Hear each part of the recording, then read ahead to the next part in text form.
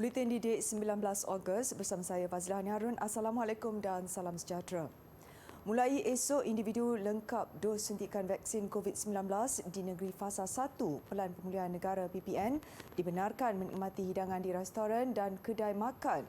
Perdana Menteri sementara Tan Sri Muhyiddin Yassin berkata, kebenaran itu antara kemudahan sosial dan ekonomi tambahan yang diputuskan dalam mesyuarat sidang khas Majlis Keselamatan Negara MKN hari ini. Beliau turut menyarankan kepada pengusaha premis supaya menyediakan lebih banyak ruang makan di bahagian luar premis bagi pengudaraan yang lebih baik.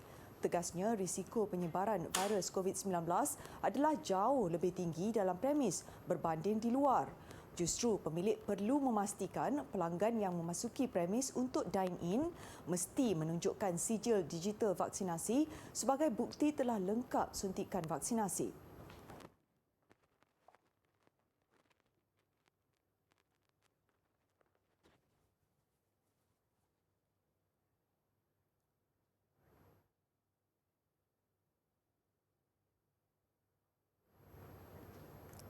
Dalam perkembangan berkaitan, Malaysia berada di landasan yang tepat untuk mencapai sasaran ditetapkan bagi program imunisasi COVID-19 kebangsaan apabila 50.2% atau 11.74 juta populasi dewasa negara ini telah melengkapkan 2 dos suntikan vaksin COVID-19 setakat semalam.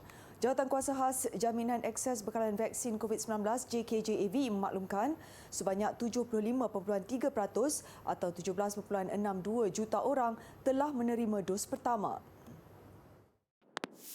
Menurut JKJAV, ini menjadikan jumlah kumulatif pemberian vaksin COVID-19 menerusi peak setakat semalam sebanyak 29,368,856 dos. Pihaknya turut mengucapkan terima kasih dan tahniah kepada semua yang terlibat selain usaha gigih selama ini perlu diteruskan. Tambah JKJAV, 54% daripada jumlah populasi keseluruhan negara mendapat dos pertama, manakala 36% melengkapkan 2 dos suntikan vaksin COVID-19. Sementara itu, vaksinasi harian mencatatkan peningkatan kepada 531,114 dos semalam berbanding 525,111 dos pada Selasa dengan 188,474 adalah dos pertama, manakala 342,640 dos kedua. Dalam pada itu, 2 hari berturut-turut kes harian COVID-19 merekodkan jumlah yang tinggi. Dan hari ini sebanyak 22,948 kes dilaporkan berbanding semalam 22,242 kes. Ketua Pengarah Kesihatan Tan Sri Dr. Nur Hisham Abdullah berkata, ketika ini jumlah keseluruhan kes jangkitan COVID-19 di negara ini adalah 1.5 juta. 9 negeri dan wilayah mencatatkan kes 4 angka, didahului Selangor dengan 7,175 kes jangkitan hari ini, disusuli Sabah 2,583 kes, Kedah 2,137, Pulau Pinang 1,655 dan Johor 1,526.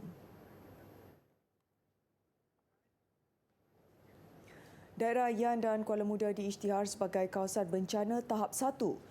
Menteri Besar Muhammad Sanusi Maknur dalam satu kenyataan memaklumkan pengisytiharan itu berdasarkan arahan tetap Majlis Keselamatan Negara MKN nombor 20 susulan banjir kilat yang melanda kawasan terbabit.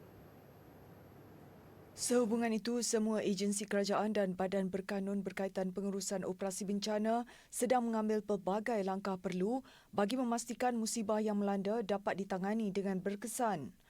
Menurut kenyataan itu, pihak swasta dan badan-badan sukarela yang mahu membantu akan diberikan latihan mencukupi di bawah penyelarasan MKN. Kerajaan negeri turut merakamkan rasa duka cita berikutan kejadian banjir kilat dan kepala air di kedua-dua daerah itu, khususnya sekitar kaki Gunung Jerai petang semalam yang telah meragut beberapa nyawa dan menjejaskan kehidupan penduduk. Muhammad Sanusi berkata kerajaan negeri akan berusaha dengan sebaik mungkin dan melakukan apa sahaja yang perlu untuk memulihkan keadaan dan kehidupan penduduk yang terjejas. Beliau juga mengingatkan orang ramai terutamanya mereka yang terbabit, petugas kerajaan dan sukarelawan yang membantu supaya sentiasa menjaga diri daripada penularan COVID-19. Sambutan Hari Kebangsaan tahun ini akan menggunakan teknologi tinggi bersesuaian dengan norma baru dan mengikut prosedur operasi standard SOP yang ketat. Sambutan berkonsepkan mixed reality iaitu gabungan penerbitan secara fizikal serta teknologi augmented reality AR dan extended reality XR yang berbentuk interaktif dan berteknologi tinggi. Ketua Pengarah Jabatan Penerangan Malaysia Datuk Muhammad Sukari Abdul Hamid berkata sambutan Hari Kemerdekaan akan diteruskan meskipun negara berdepan pandemik COVID-19 memandangkan hari bersejarah itu adalah tarikh keramat buat rakyat Malaysia. Faktor keselamatan sentiasa dititik beratkan dan pihaknya akan memastikan mereka yang terlibat sudah lengkap menerima 2 dos vaksin dan patuh kepada SOP selain sentiasa mendapatkan nasihat daripada KKM dan MKN. Selain itu, kata Datuk Muhammad Sukari, tema Malaysia Prihatin dipilih sekali lagi sama seperti tahun lepas kerana Malaysia masih dalam perjuangan memerdekakan diri daripada pandemik. Malaysia Prihatin membawa pengertian bahawa seluruh rakyat Malaysia turut bersama dengan kerajaan memerangi COVID-19. Sambutan Hari Kebangsaan 2021 dijadual berlangsung pada 31 Ogos ini di Dataran Pahlawan Negara Putrajaya dan disiarkan di Facebook Live Merdeka 360 dan Facebook Kementerian Komunikasi dan Multimedia.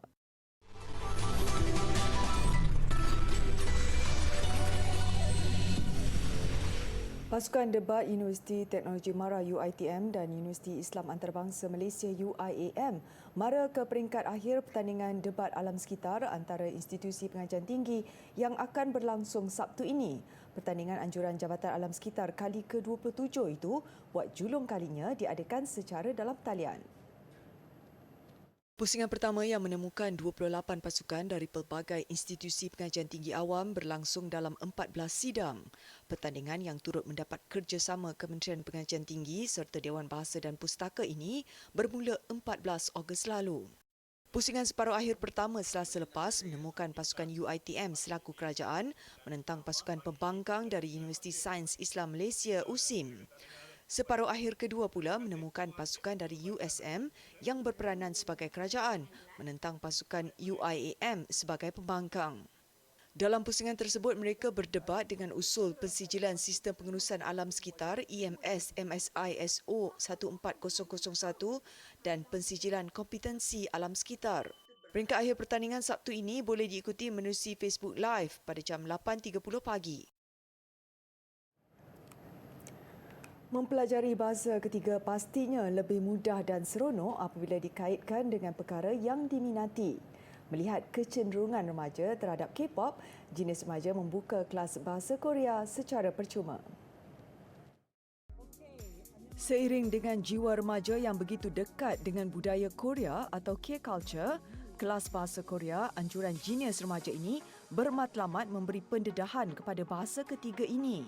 Dan kita juga melihat terlalu banyak trending kumpulan-kumpulan muzik daripada Korea dan mempengaruhi jiwa remaja kita tapi saya percaya budaya K-culture itu sendiri merupakan satu budaya yang banyak kelebihannya dan banyak yang kita boleh pelajari daripada negara Korea.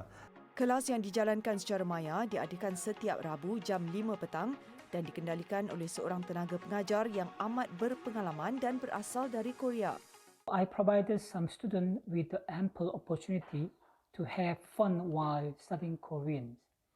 Arrange a lesson with their outtakes material that focus on real daily situation, help students to be familiarized with their grammars, structures or vocabulary by giving simple explanation and offering fun various activities and enable to students to be communicate their true and real situation naturally.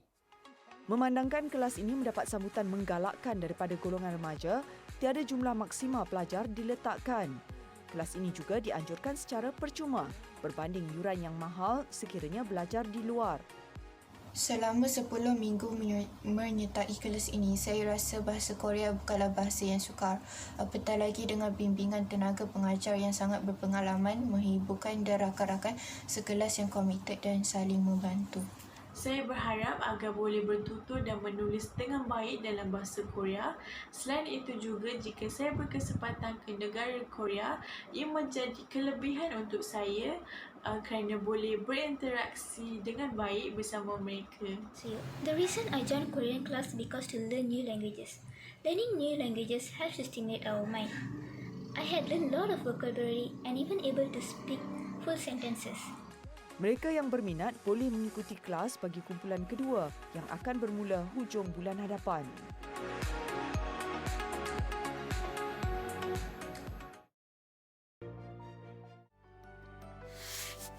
Perjanjian kemerdekaan ditandatangani di Lancaster House, London pada 8 Februari 1956.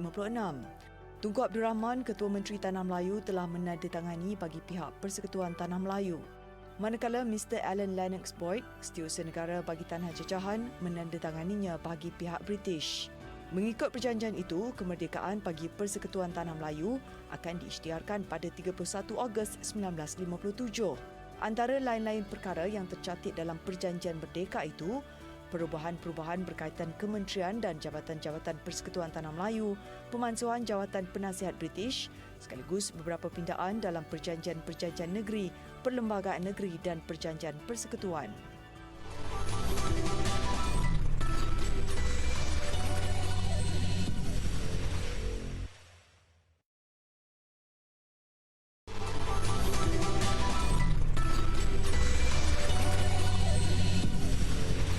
Pandemik COVID-19 memberi tekanan keuangan kepada setiap individu, terutamanya mereka yang sudah berkeluarga. Ketua keluarga pastinya melakukan pelbagai usaha untuk memastikan kelengkapan dan keperluan anak-anak sentiasa ada. Namun ada juga anak-anak yang ringan tulang, bersedia membantu tanpa disuruh atau diminta oleh ibu bapa. Muhammad Kausar Al-Zahran Nur Sazarul Azri antara contoh murid yang sangat prihatin atas tekanan keuangan dihadapi ibunya. Anak kepada Nur Syira Abdul Jalil, juga seorang ibu tunggal yang bekerja sebagai ejen hartanah, membantu ibu dan pakciknya berniaga ayam goreng. Menurut Kausar, walaupun ibu tidak menggalakkannya membantu, untuknya pengalaman itu sebahagian daripada kemahiran yang boleh dipelajari. Tujuan saya menolong keluarga saya adalah untuk mengisi masa lapang, meringankan beban keluarga dan rasa teruja bila dapat berniaga ni. Tambah Kausar, dia tetap fokus setiap jadual pengajaran dan pembelajaran di rumah PDPR yang ditetapkan oleh guru. Selain itu, dia turut membantu adik-beradiknya untuk mengulang kaji pelajaran. Tugasan membantu keluarga juga tidak berat. Kausar hanya perlu membungkus dan memasukkan makanan ke dalam beg untuk dihantar kepada pelanggan. Sikap Kausar ini harus dipuji kerana tidak menganggap membantu keluarga sebagai bebanan.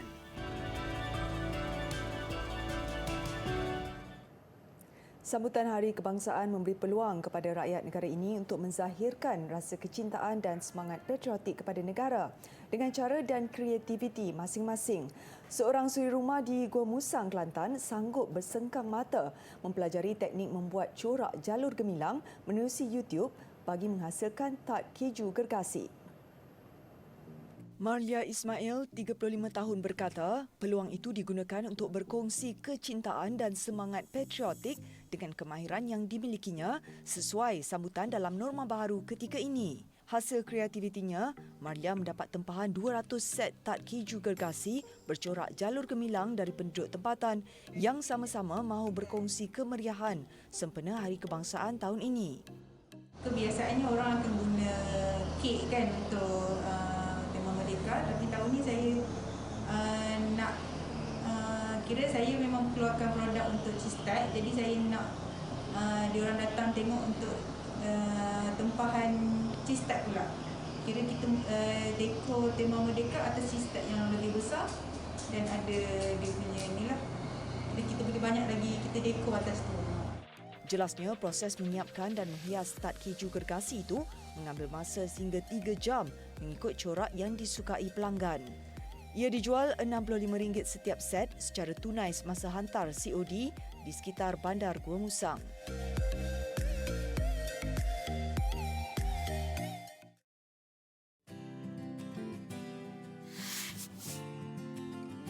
Bulan dan bintang melambangkan agama Islam sebagai agama persekutuan negara. Bintang pecah 14 menunjukkan perpaduan 13 negeri dan satu wilayah persekutuan. Warna kuning anak bulan dan bintang melambangkan warna diraja Duli Yang Maha Mulia Agung. Warna biru tua menunjukkan perpaduan rakyat berbilang kaum dalam negara. Warna merah menunjukkan keberanian dan bersedia dalam menghadapi segala rintangan. Warna putih menunjukkan kesucian dan keluhuran.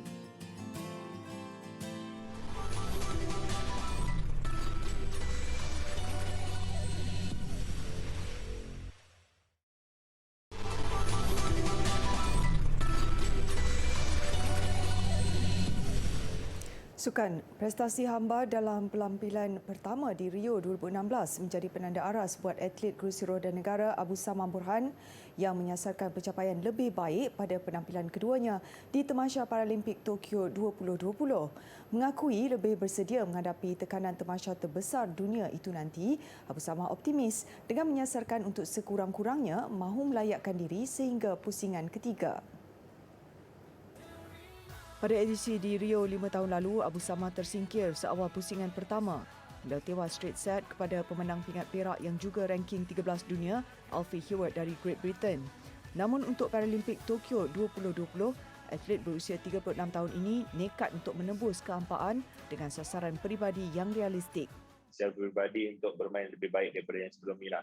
Yang mana sebelum ni saya tergandas di pusingan pertama. So kali ini saya meletakkan sasaran secara peribadi dan juga coach juga selalu bersetuju dengan apa yang saya katakan adalah best last top 16 lah. Sebab saya masa untuk Tokyo ni ada 64 draw. So ada 56 pemain, ada 8 draw by tu untuk seeded lah. So mungkin sampai ke third round. Mungkin kalau lebih lagi itu salah satu daripada bonus lah untuk saya. Selain itu, kehadiran jentera baru menambah semangat Abu Samah untuk beraksi di Tokyo nanti. Kerusi roda yang ditempah khas dari Jepun pantas rasi dengannya apabila berjaya muncul naik juara di terbuka Turki dan layak ke separuh akhir terbuka Mega Serai April lalu. Untuk rekod, Abu Samah adalah pemenang pingat emas Sukan Para ASEAN ketika Kuala Lumpur menjadi tuan rumah pada 2017. Pencapaian besar bapa kepada seorang anak ini antaranya menjuarai terbuka Jepun 2013 dan Piala Eureka di Taiwan tahun lalu. Siri perlumbaan Formula One Grand Prix Jepun dibatalkan untuk tahun kedua berturut-turut. Ia berikutan kerumitan berterusan yang dihadapi akibat pandemik COVID-19. Dijadualkan berlangsung di Suzuka 10 Oktober ini. Namun F1 memaklumkan kerajaan Jepun membatalkannya susulan situasi pandemik di negara terbabit. Keputusan dibuat selepas beberapa wilayah termasuk Tokyo sedang berada dalam situasi darurat.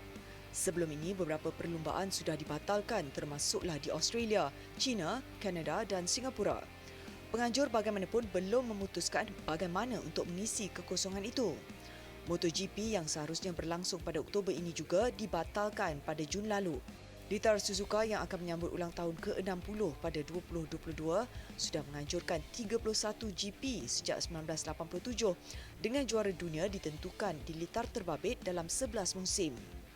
April lalu, promotor GP Jepun dan penganjur F1 mengumumkan perlumbaan akan kekal di Suzuka sehingga 2024. Beralih ke siri berbasikal La Vuelta Espana, pelumba Belgium Jasper Philipsen merangkul kemenangan peringkat keduanya musim ini selepas mengungguli peringkat kelima yang bermula dari Tarancon ke Albacete sejauh 184.4 km. Perebutan jersey terus hangat ketika saingan memasuki peringkat kelima yang menawarkan laluan landai sekaligus memberi kelebihan kepada pakar pecut pasukan masing-masing. Ia menyaksikan breakaway terhasil di awal 50 km pertama menerusi Oyer Lascano, Xavier Mikel Asperen dan Playo Sanchez. Namun ketika perlumbaan berbaki 11 km, pelanggaran besar berlaku sehingga menyebabkan pendahulu Ren Tarame ketinggalan 2 minit 20 saat. Philipsen yang mengetuai peloton selepas itu berjaya meloluskan diri untuk terpantas di garisan penamat sekaligus mengatasi Fabio Jakobsen di tempat kedua.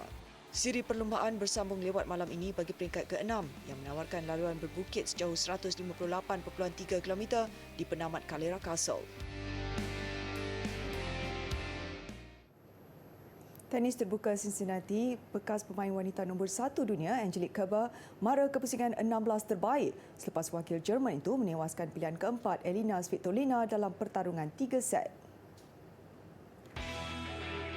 Kerber meneruskan penguasaan di Ohio, Amerika Syarikat apabila berjaya mengatasi Svitolina dari Ukraine. Bagaimanapun, kemarahan Kerber tidak hadir dengan mudah apabila tewas set kedua 2-6 sebelum mendahului 7-5 di set pertama. Namun rekod pertembungan 9-5 memihak Kerber nyata beri kelebihan apabila dia menoktahkan kemenangan set ketiga 6-4 dalam tempoh keseluruhan 129 minit. Untuk rekod, juara Grand Slam 3 kali ini memenangi 12 daripada 13 perlawanan setakat ini. Paparan lanskip bawah tanah yang menjadi syurga pencinta gua di Slovenia mengakhiri buletin didik malam ini. Saya Fazlan Harun, salam hormat dan Assalamualaikum.